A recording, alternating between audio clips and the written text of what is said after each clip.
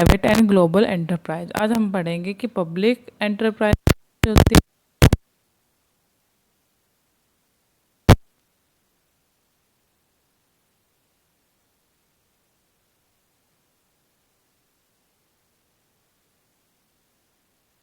Global मतलब जो all over the world चलता है उसको क्या कहते हैं हम, ग्लोबल एंटरप्राइज। ठीक है, तो अब हम इसके बारे में स्टेप बाय स्टेप पढ़ते हैं कि इसके बारे में क्या दिया हुआ है। तो सबसे पहले हमें दिया हुआ है यहाँ पे कि ना प्राइवेट सेक्टर के बारे में दिया होता है। प्राइवेट सेक्टर, तो हम पहले बॉक्स वाली पढ़ेंगे कि प्राइवेट सेक्टर होता क्या है। Private sector refer to the sector of business consisting of business owned by private individual of groups. जो प्राइवेटली चलाया जाता है उसको क्या कहते हैं।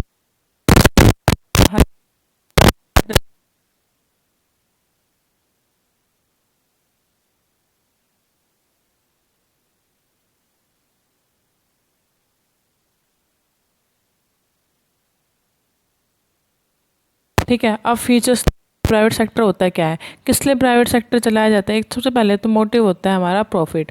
कोई भी बिजनेस करते हैं तो हमारा सबसे पहले मोटिव होता है प्रॉफिट कमाना।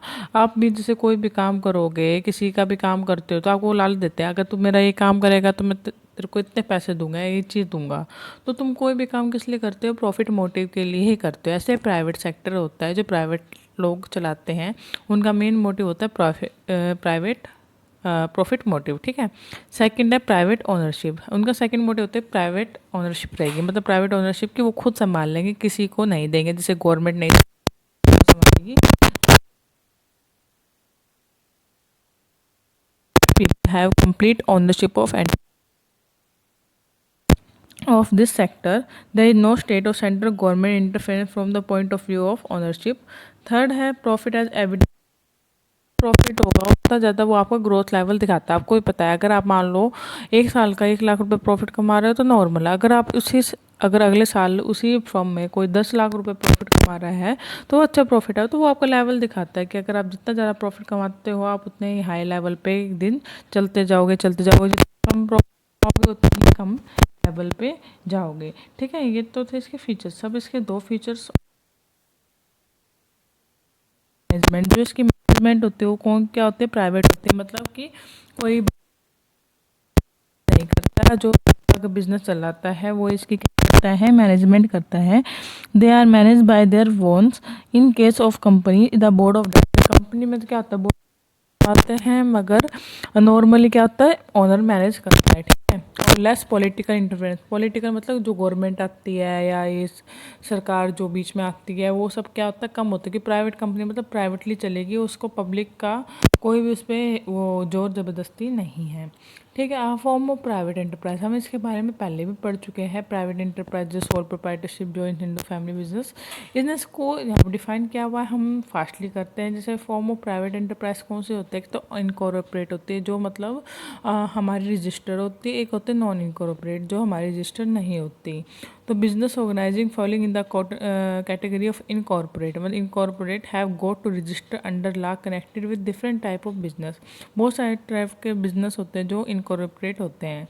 On the country non incorporated business organise can be started without any registration.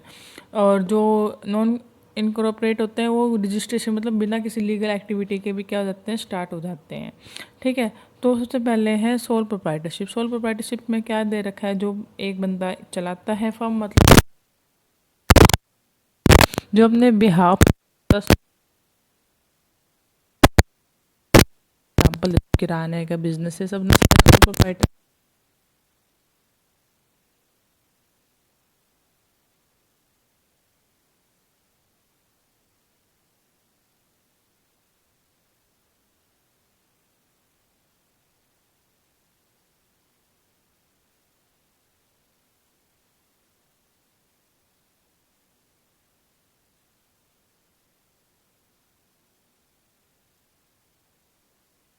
Business joint Indo family business में मैंने आपको बताया था, जब आपके जैसे जॉइंट फैमिली है, मिलकर एक बिज़नेस चला रहे हैं, मतलब जॉइंट फैमिली ताऊ चाचा सारे आ जाते हैं, मिलकर एक बिज़नेस चला रहे हैं। और जो मैनेज करता है बाय करता करता मतलब जो हेड ऑफ द फैमिली होगा, जो सबसे बड़ा होगा वो करता कहलाएगा।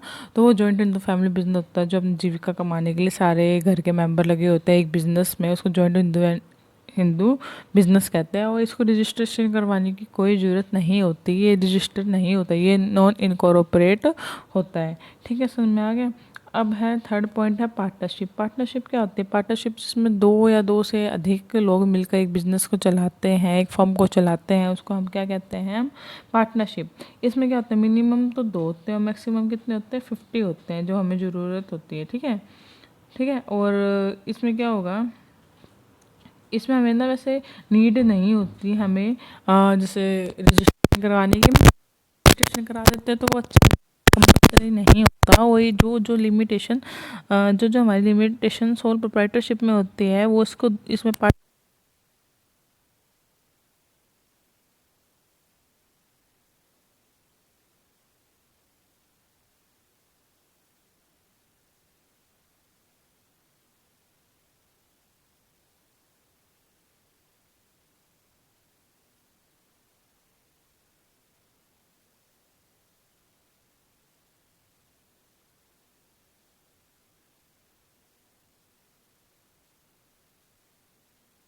बनाने का। वो कॉन्ट्रैक्ट तभी तभी मतलब कि एक पूरा हो जाता है, तो वहाँ पे आपका जॉइंट वेंचर टूट जाता है उस काम को पूरा होता ही।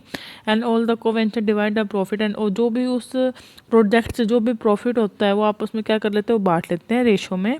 और with the completion of particular work the agreement of joint venture in, वही बोला जैसे आपने रोड डैम ये सब, तो इसके लिए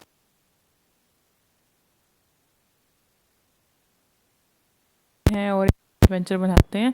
जिस दिन वो पूरा कॉन्ट्रैक्ट का काम हो जाता है, जितना उससे प्रॉफिट होता है वो प्री डिटरमाइंड रेशियो में आपस में बांट लेते हैं, और वहीं पे उनका क्या होता है?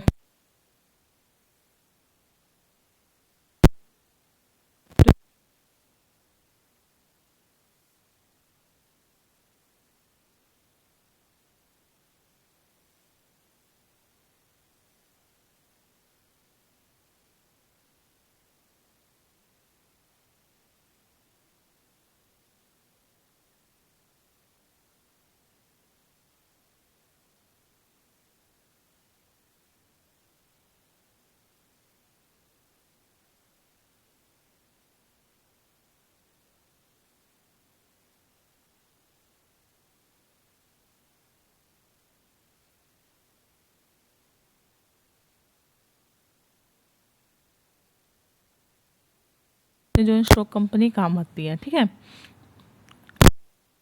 under the categories incorporated business on the very basis it is established under the Company Act 2013। joint stock company created by law से create होता है, और क्या होता है? is in the form of an article individual whose existence is different from its member, जिसके existence अलग होते हैं, मतलब अनलिमिटेड लाइबिलिटी मतलब वाला हो जाता है कि उनकी लाइबिलिटी लिमिटेड होती है, खाली कंपनी तक होती है। ठीक है, और इसको कौन चलाता है? बोर्ड ऑफ डायरेक्टर चलाता है। कौन करता है? बोर्ड ऑफ डायरेक्टर मैनेज करते हैं। ठीक,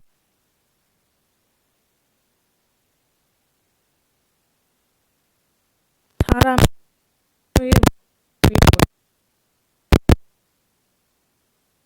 corporate society are in the form of voluntary association which will come into existence with the purpose of serving their member। करने के लिए, ऑपरेट करने के लिए, जब मैंने आपको पिछले चैप्टर में कि सर्व करने के लिए बनाई जाती है, और they are establish by needy people of अ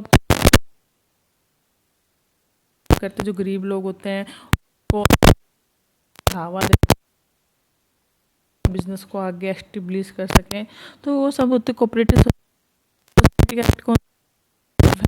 ये सारी कोऑपरेटिव सोसाइटी दे रखी है जो मैंने आपको पीछे पढ़ाई थी, कंज्यूमर, मार्केटिंग, क्रेडिट, कोऑपरेटिव, बहुत सारी सोसाइटी सारे इसमें हैं।